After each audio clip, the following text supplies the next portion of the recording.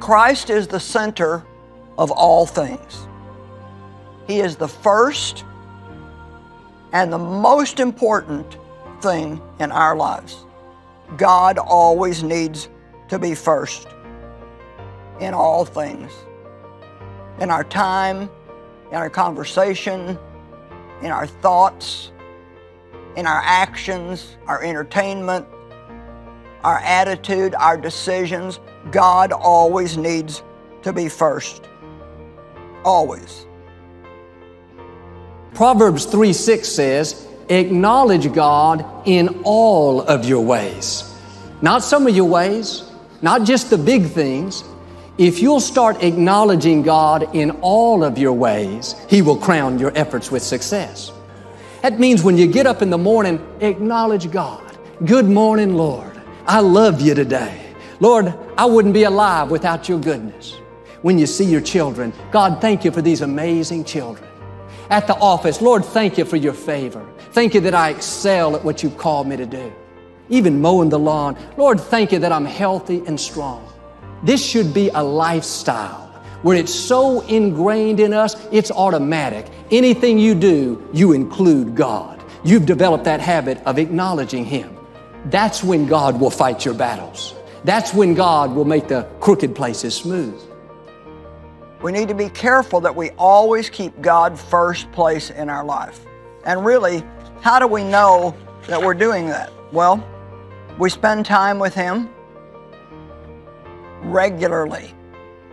Not occasionally when you get time, but you give Him the first part of your time. For me, I love to give God the first time in the morning. I know that's different for different people depending on what stage of life they're in. When I had little kids at home, I couldn't spend as much time as I can now. But God can be in your thoughts and in your conversation all throughout the day. You can talk to Him about anything, anywhere, anytime. Prayer is simply talking to God. Sometimes religion makes things complicated. Makes us think we had to pray these long, fancy these and thous prayers. No, talk to God in your everyday language. If you talk country, the good news is God talks country.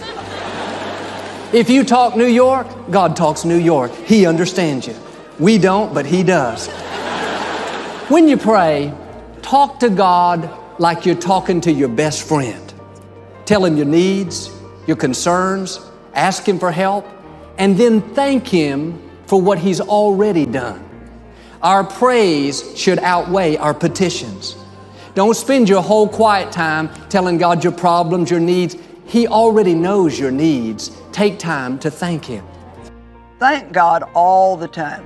I mean, our thank yous need to far outweigh our petitions.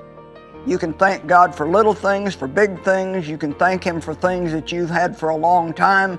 Thank Him for something He does for you that's brand new. Thank Him for Himself, not just what He does for you. Where would we be without God? My parents taught me the importance of honoring God.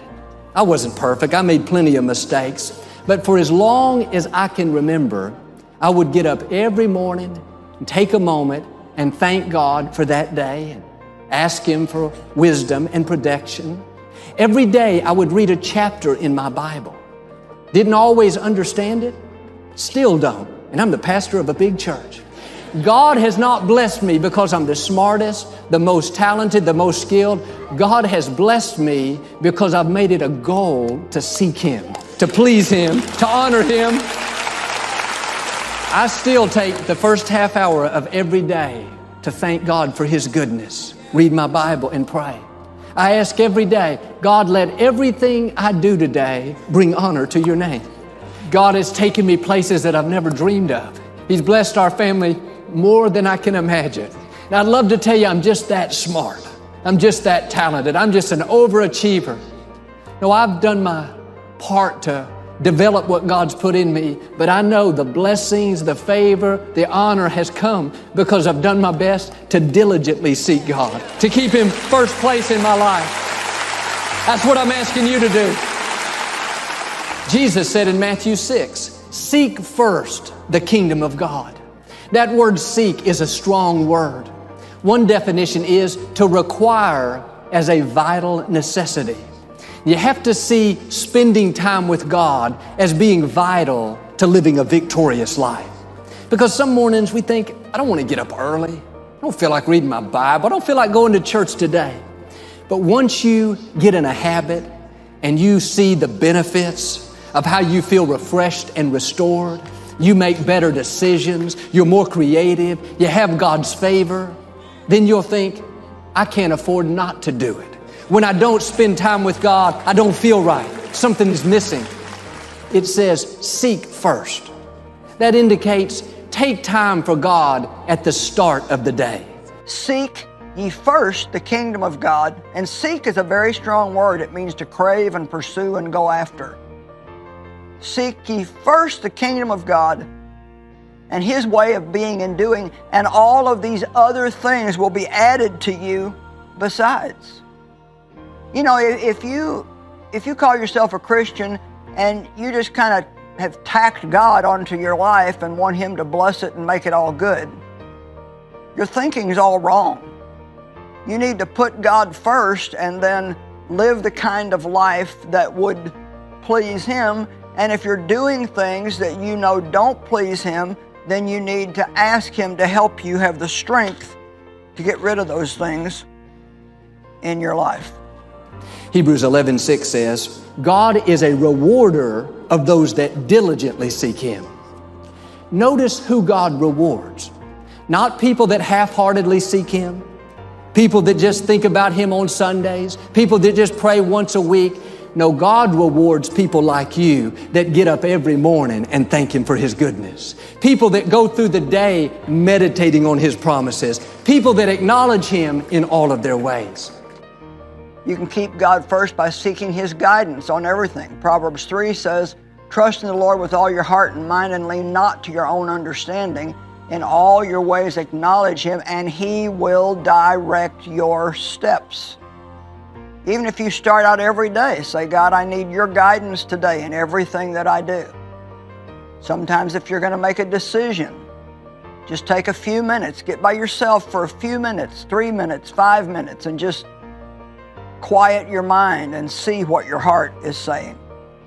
If you'll acknowledge God before you go into that meeting, 10 seconds under your breath, God, give me your favor. God, I need your blessing. That meeting will go better. God will give you the words to speak. He'll give you ideas, creativity. He can even cause those people to like you.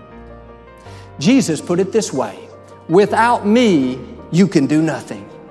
He was saying, without inviting me into every area of your life, that day is not going to be what it could have been. We should live with this attitude. God, I realize this day is not going to be as productive, as successful, nor as easy without your blessing and your favor. So I'm going to make it a priority to acknowledge you in all of my ways. You know, so many people today complain about their schedule. They complain about not having any time and what everybody expects out of them. But you need to start your day with God. Even if it's 5 minutes in the bathroom, you need to start your day with God. Everything's so busy, hectic, noisy these days. But when you get quiet and say, God, I love you today. Lord, thank you for my life, my family, my dreams. Lord, I realize every good thing comes from you. That's what's going to keep you strong. Jesus said, I am the living water. If you drink of me, you'll never thirst again. During the day, things come against you. It's easy to get upset, maybe stressed out. You need to take a 2-minute break and go drink of the living water. Get quiet and say, God, I need you. I'm asking you, God, help me to stay strong. Help me to stay in peace. When you do that, you're taking a drink. You're strengthening your inner man. Whatever you put your time into, whatever you put the most of your time into, that is the thing that is the most important to you. Let me say it again. Whatever you put your time into, the more time you put into something, the more important it is to you. When you acknowledge God, that's a sign of humility. You're saying, God, I know you created the whole universe. You flung the stars into space. You tell every raindrop where to fall. I'm not here by accident. You breathed your life into me. You made me in your image. You crowned me with your favor. Now, God, I can't do this without you. I can't make it on my own. I need you in my life. When you show that kind of dependency on God, there is nothing He won't do for you. God will move heaven and earth to get you to where you're supposed to be.